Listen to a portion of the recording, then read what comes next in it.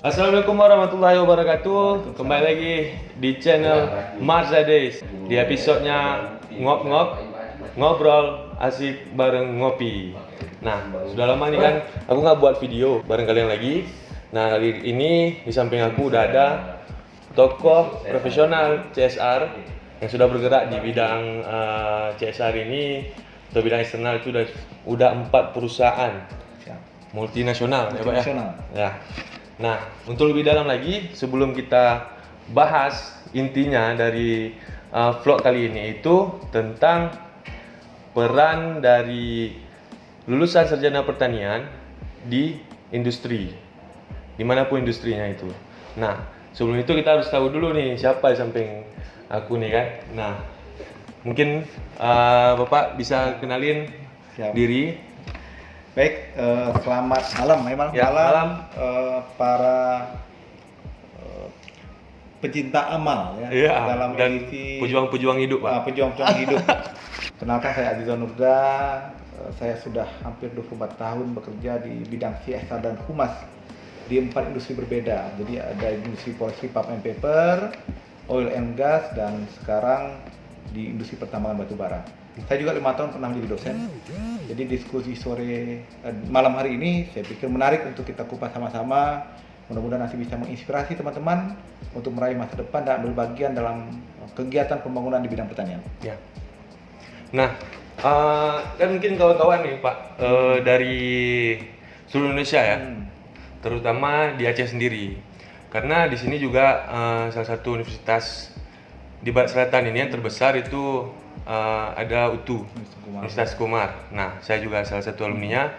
Itu kan terutama di Fakultas Pertanian. Nah, dari mahasiswa sendiri itu banyak gamang Pak. Nanti setelah lulus ini kemana arahnya? Terutama kan Aceh Barat sendiri itu anak-anak mudanya termindset bahwa bekerja itu harus di perusahaan dan juga yang ada peluang kerjanya itu di industri-industri seperti sawit dan yang paling terkenal dan juga yang ada di Bumi Tukumar ini adalah PT MIPA sendiri. Nah, di mana saya juga sedang menempa ilmu di sini ya guys ya. Dan ini juga mentor saya, dan sebenarnya di belakang ini semua penonton ada 1.000 orang dan juga mentor-mentor saya juga ada di sini. Nah, mungkin Bapak bisa ngejelasin Pak, gimana sih gitu. Baik, sebetulnya kalau kita melihat peluang sarjana perikanan itu besar. Pertama kan Indonesia ini kan negara agraris sebetulnya.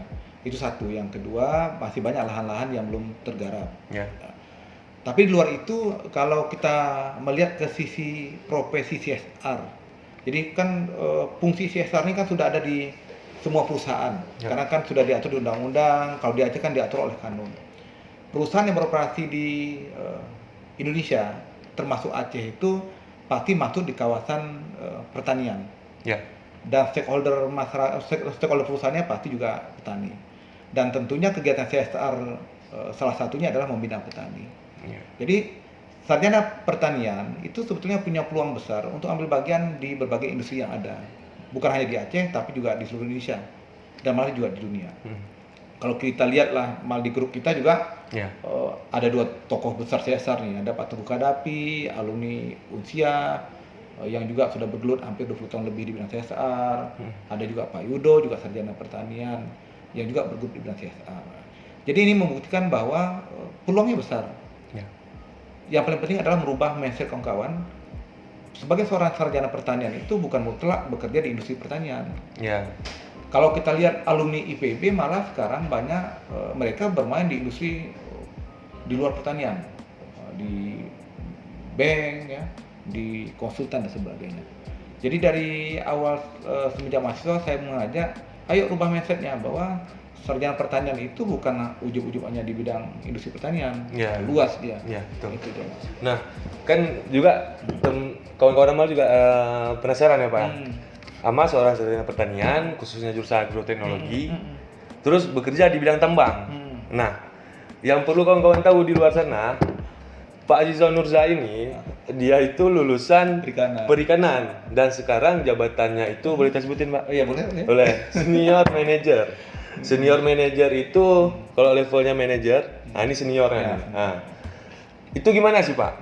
Nah, mungkin semua orang juga udah ada yang kenal Pak Azizon dan juga mungkin kan kawan-kawan di luar sana, kenapa sih tanya-tanya Amal kenapa bisa bekerja di perusahaan tambang, terus di perusahaan yang memang bergerak di luar dari jurusan kita sendiri gitu Pak. Iya. Mungkin bisa share untuk kawan-kawan Siap. Pak.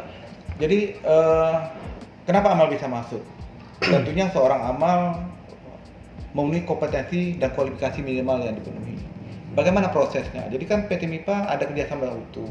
Kita diskusi banyak dengan pihak akademisnya, baik itu direktorat maupun fakultasnya. Dan kita memintakan siapa nih lulusan terbaik yang memang bisa dibentuk, dididik menjadi profesional seorang CSR. Kami mendapat rekomendasi bahwa ini terbaik, bisa dibentuk dan bisa dibina. Dan itu terbukti dalam proses ini memang memenuhi kualifikasi untuk itu. Dalam proses pembentukan sebagai seorang profesional. Kenapa di MIPA juga butuh sarjana pertanian? Seperti saya katakan tadi, MIPA punya konsesi 3.000 hektar. Kawasan yang dulunya adalah kawasan pertanian dan perkebunan. Stakeholder kita itu rata-rata adalah petani. Nah, jadi pada saat kita melakukan program CSR, stakeholder pertama petani. Yang bisa diskusi dengan petani tentu orang pertanian. Program unggulan kita juga di bidang pertanian. Di beberapa industri besar tuh mereka membuat program CSR-nya Integrated Farming System with Zero Waste. Program pertanian terpadu dengan tanpa sisa. Nah, konsep inilah yang sedang digarap Pak Edo dan Amal di Cut Nyak Dinh Center. Terus bukan hanya kemampuan akademis sebetulnya. Dalam proses magang kan kita juga menilai attitude, sikap, tingkah laku. Saya berharap adik-adik mahasiswa itu paham dan sadar orang sukses itu bukan hanya orang pintar. Jadi banyak ukurannya itu. Ya salah satu itu adalah attitude dan sikap. Nah, itu harus dijaga dan itu dibentuk proses panjang. Loyalitas, bagaimana kita fokus, membuatkan hasil terbaik, daya tahannya. Bekerja di industri itu kan tidak mudah. Tingkat stresnya tinggi. Apalagi kita di bidang eksternal dan CSR. Amal misalnya malam-malam harus tinggal di CBC, harus berhadapan dengan masyarakat. Lagi libur nih di depan ada Karipina, ada Bang Oza ya, dipanggil untuk bertugas. Jam segini belum pulang. Nah, ini kan tidak semua orang bisa menjalaninya. Dan yang paling penting adalah dimanapun kita bekerja itu harus menjadi passion kita. Kita itu harus menikmati dan mencintai profesi itu. Itu dia Amal. Jadi saya berharap ke depan akan lahir amal-amal lainnya yang bisa menjadi calon profesional CSR Indonesia ke depan dari bumi Tugu Mart. Amin. Saya mimpi nanti ada Oza Darnepina sebagai tokoh PR Indonesia dari Aceh. Saya berharap ada Amal dan ada tokoh-tokoh muda lainnya, Habibie misalnya, Jalal yang sekarang sedang magang, untuk suatu saat itu bicara internasional. Saya tokoh CSR dengan jam terbang yang cukup tinggi. Itu dia. Nah, cukup singkat, padat, dan berkeringat ya guys. Nah, di sini sebenarnya memang video ngop kali ini nggak panjang-panjang kayak video biasanya. Kita itu ngebahas mungkin ada beberapa episode, Pak. Siap. Nanti ada Pak Azizon, mungkin nanti ada Pak Edo, terus Pak Gaddafi, Bang Oza, Revina. Nah, mungkin kalian penasaran, ada yang nggak kenal sama orang-orang di balik layar PT MIPA yang bergerak di bidang CSR-nya, Pak ya. Dan yang paling penting adalah 98%-nya putra terbaik Aceh. Jadi hanya saya nih yang tidak putra Aceh. Ini kan sebuah kebanggaan bagi daerah. Kita bisa katakan bahwa putra Aceh mampu. Investasi silakan masuk, jangan takut tidak ada orang PR-nya. Tinggal ambil nih. Pak. Nah, itu teman-teman. Oke. Nah, sebelum kita tutup dari vlog ngop kali ini, itu jangan lupa follow. Kebetulan aku juga lagi menempa ilmu di PT MIPA Bersaudara. Itu jangan lupa follow IG-nya dari Pak Azizon Nurza. Ya, nanti ada kita cantumin di bawah ini. Terus sama sahabat MIPA. Nah, di situ mungkin kan yang kami bahas di vlog kali ini itu buat kalian apa sih kerjaannya si Amal, terutama nanti dari Pak Izon sendiri, Pak Edo dan lain-lain, itu apa sih sebenarnya kerjaannya, apa aja yang udah dibuat. Nah itu lebih lengkapnya ada di Sahabat Mifa. Nah nanti kita akan coba kenalan dengan semua tim lah kalau bisa, kalau lagi ada panjang umur Pak, Ya, nanti amin. kita semua tim. Dan kebetulan ngop-ngop ini juga udah lama Pak, kita nggak buat Mudah. vlognya lagi, ya mudah lagi on air ya.